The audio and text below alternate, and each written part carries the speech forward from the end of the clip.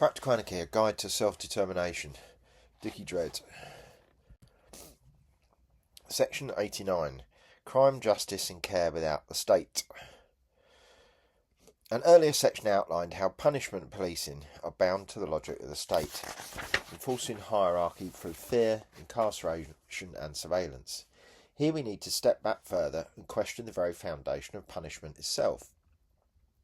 The idea that people are born sinful or criminal is a cultural invention. Religion provided the first scaffolding for this myth: sin, guilt and the need for penance.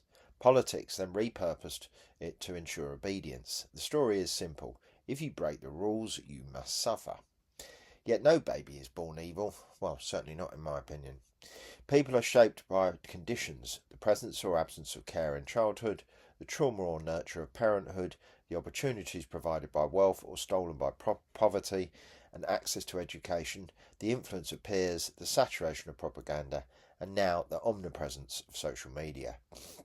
To treat crime as the product of evil rather than environment is itself propaganda, a way of naturalising inequality and legitimising punishment. Prevention before punishment. If, as argued on the section on obstacles and resistances, much destructive behaviour arises from inequality, alienation and status anxiety, then the most effective justice system is not punitive at all but preventative. Provide stable housing, food security, meaningful ways to contribute, and much so-called crime dissolves before it happens. The Zeitgeist films made this point starkly. Theft, for instance, is largely a response to scarcity. So if scarcity is abolished through redistribution, the crime category of theft ceases to exist. Similarly, many violent acts are linked to poverty, alienation and the toxic environments created by consumer culture.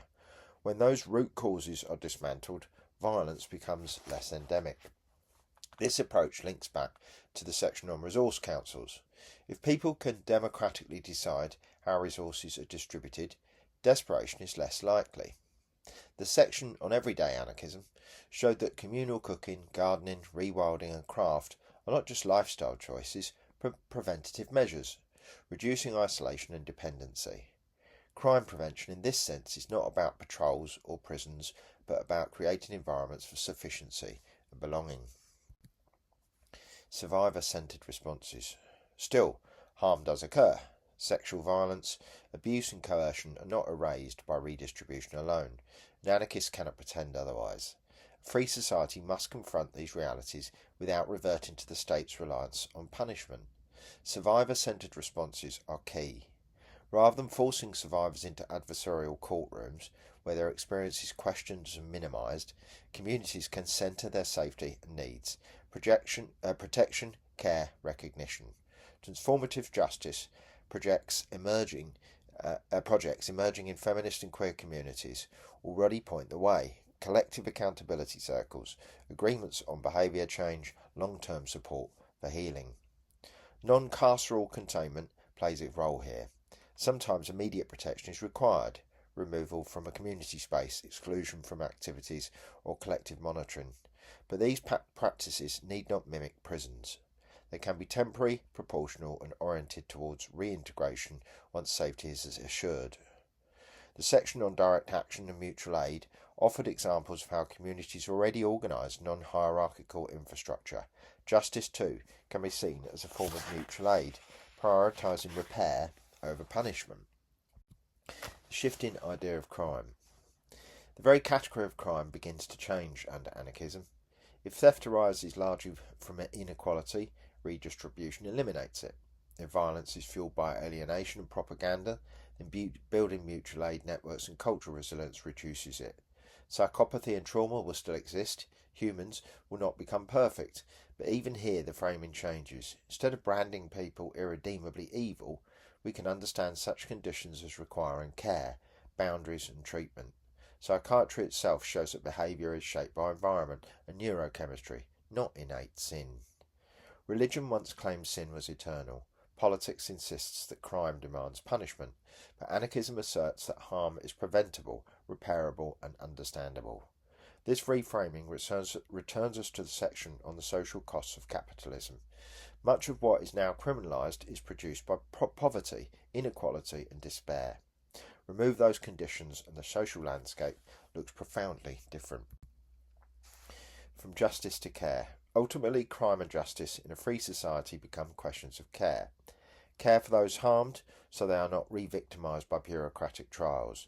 Care for those who cause harm so they can change without being discarded.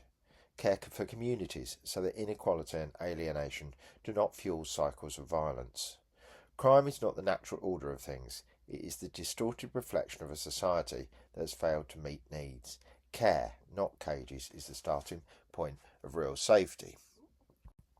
Okay, now just thought at this point I've mentioned that I've pretty much written most of, well, still quite a bit of work to do, but the cause there of a new book which will be out. Well, I'm guessing it's going to be something like April, May, something like that, but maybe a bit longer, I don't know. So it's a new book called Crime, Justice and Punishment, an Anarchist Perspective. And it basically covers all what we just discussed, but in a lot more detail. So the book dismantles the idea that cages are equal safety, challenges the myths that humans are born evil, that police keep us safe, and that punishment repairs harm.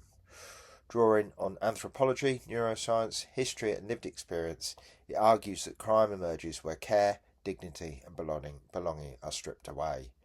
It traces how sin became law, prisons became moral institutions and fear hardened into policy, before reimagining a justice around repair, responsibility and mutual aid. This isn't a soft or naive book. It's a grown-up question. How do we keep each other safe without becoming what we fear? And that will be out, hopefully, as I say, in about May to April.